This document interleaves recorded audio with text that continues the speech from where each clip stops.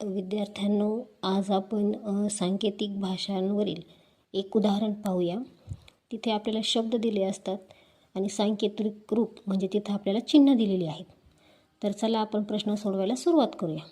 पहा, नजर, जगत, रगड आणि त्यासाठी असलेले चिन्ह आपल्याला खाली दिलेले आहेत। आता पहा, आपल्याला काय करायचं आहे, आधी प्रत्येक अक्षरासाठी काय चिन्ह आलेलं आहे ते काढायचं आहे। आता पहा, पहिलं अक्षर आहे न। आता जर आपण बाकीच्या दोन शब्दांमध्ये पाहिलं तर न आपल्याला कुठेही दिसत नाही। आणि जर आपण पाहिलं फुली इथे जर आहे पण बाकी कुठेही नाही, म्हणजेच न साठी काय आलेलं आहे, ही फुली आलेली आहे। आता पहा ज, आता नजरमध्ये ज आहे आणि जगतमध्ये सुद्धा ज आहे आणि इथेही त्रिकोण आहे, इथेही त्रिकोण आहे, म्हणजेच ज साठी त्रिकोण आलेला आहे।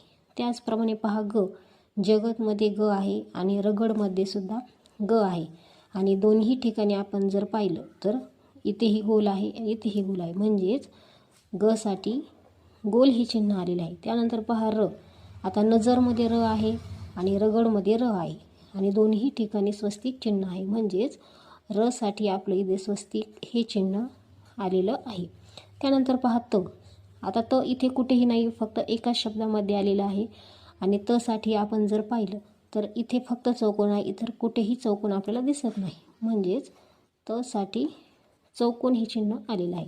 त्याचप्रमाणे पहा ड, आता उलटा त्रिकोण खाली कुठेही दिसत नाही, फक्त इथे दिसत आहे आणि वरती दोनही शब्दांमध्ये ड नाही, म्हणजेच ड साठी उलटा त्रिकोण हे चिन्ह आलेलं आहे। आता याप्रमाणे आपण चिन्ह काढून घेतलेले आहेत।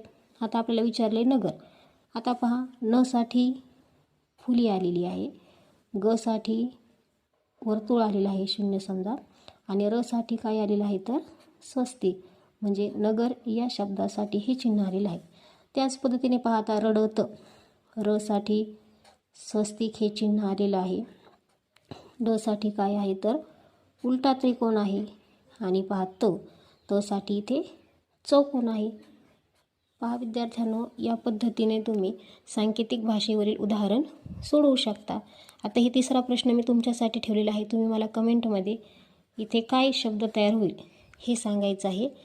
तुम्हाला जर माझा व्हिडिओ आवडत असेल तर सबस्क्राईब ज्यांनी अजून केले नसेल त्यांनी करा आणि लाईकसुद्धा करा। थँक्यू।